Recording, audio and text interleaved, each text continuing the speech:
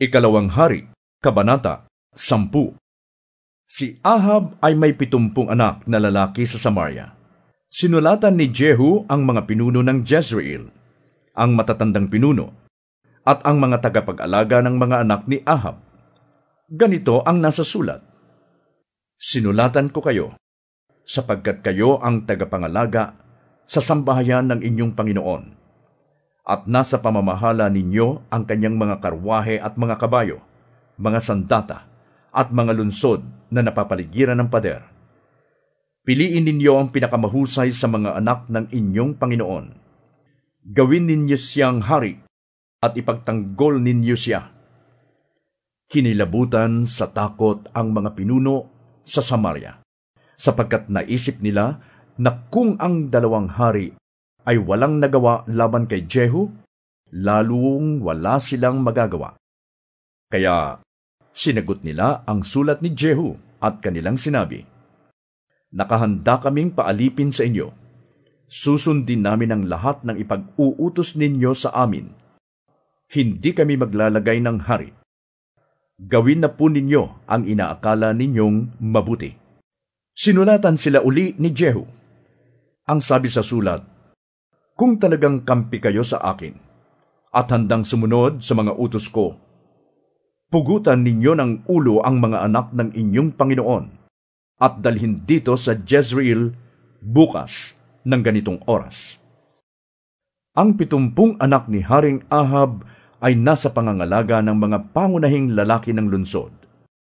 Pagkatanggap nila sa sulat, pinugutan nila ng ulo ang mga anak ng hari, at ang mga ulo'y inilagay sa mga basket at ipinadala kay Jehu sa Jezreel. Pagdating doon, sinabi sa kanya ng tagapagbalita, Narito na po ang mga ulo ng mga anak ni Ahab. Sinabi ni Jehu, Pagdalawahin ninyong bunton sa may pagpasok ng bayan, at hayaan ninyo roon hanggang bukas ng umaga. Kinaumagahan, lumabas siya ng palasyo at sinabi sa mga tao, Kayo ang humatol. Kung ako ang pumatay sa aking Panginoon, sino naman ang pumatay sa mga ito? Natupad ngayon ang lahat ng sinabi ni Yahweh tungkol kay Ahab sa pamamagitan ni Propeta Elias. Wala ngang itinira si Jehu sa sambahayan ni Ahab. Pinatay niyang lahat ang tauhan nito at mga kaibigan, pati ang mga pari. Pagkatapos, pumunta si Jehu sa Samaria, sa daan sa may lugar na tinatawag na Silungan ng mga Pastol.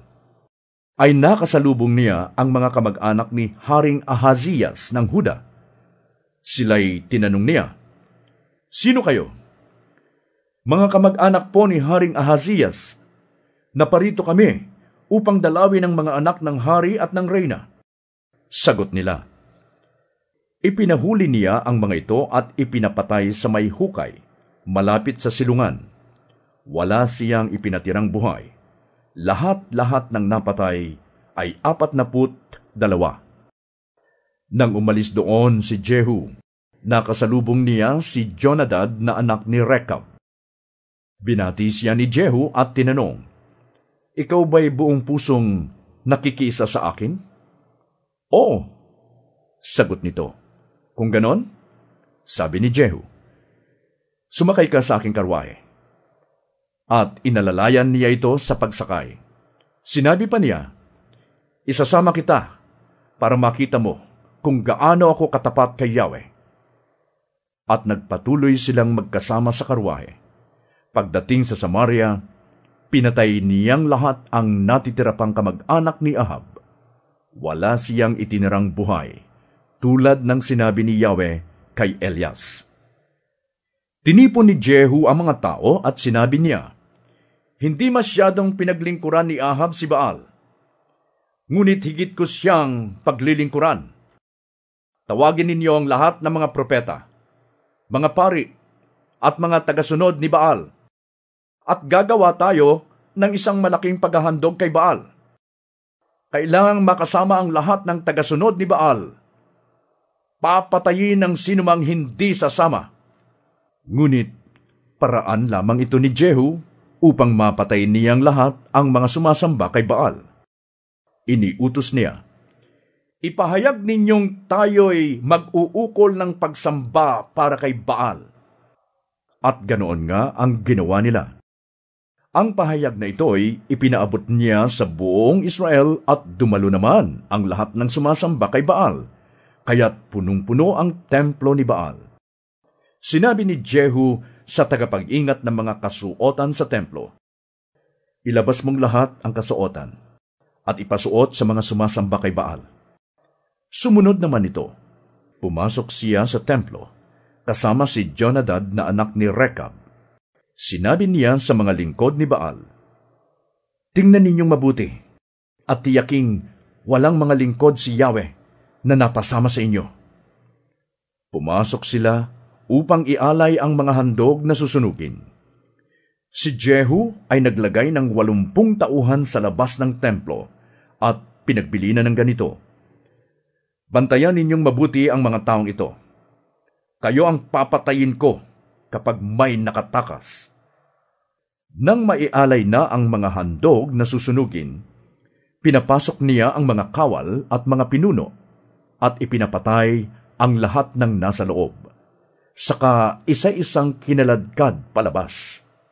Nagtuloy sila sa kaloob-looban ng templo. Inilabas ang mga sagradong haligi sa templo ni Baal at sinunog. Pagkatapos, winasak nila ang rebulto ni Baal at iginuho ang templo. At ang templo ay ginawa nilang tapunan ng dumi hanggang sa ngayon. Ganoon ang ginawa ni Jehu upang alisin sa Israel ang pagsamba kay Baal. Ngunit tinularan din niya ang kasalanan ni Jeroboam na anak ni Nebat, na sumamba sa guyang ginto na nasa Bethel at Dan, na siya namang naging dahilan ng pagkakasala ng Israel. Sinabi ni Yahweh kay Jehu, "Dahil sa paglipol mo sa sambahayan ni Ahab, na siya kong nais mangyari, sa sambayanan mo magmumula ang hari ng Israel hanggang sa ika-4 na salinlahi." Ngunit si Jehu ay hindi nagpatuloy sa pagsunod sa kautusan ni Yahweh, ang Diyos ng Israel. Tinularan niya ang masasamang gawa ni Jeroboam na naghatid sa Israel sa pagkakasala. Nang panahong iyon, pinabayaan ni Yahweh na masakop ng ibang kaharian ang ibang lupain ng Israel. Unti-unti na silang nasasakop ni Hazael. Nakuha na sa kanila ang gawing silangan ng Hordan, ang buong Gilead, Gad, Ruben at Manases mula sa Aroer sa may kapatagan ng Arnon, pati ang Gilead at ang Bashan. Ang iba pang ginawa ni Jehu ay nakasulat sa kasaysayan ng mga hari ng Israel. Namatay siya at inilibing sa Samaria, at ang anak niyang si Joahaz ang pumalit sa kanya bilang hari. Naghari si Jehu sa Israel sa loob ng 28 taon.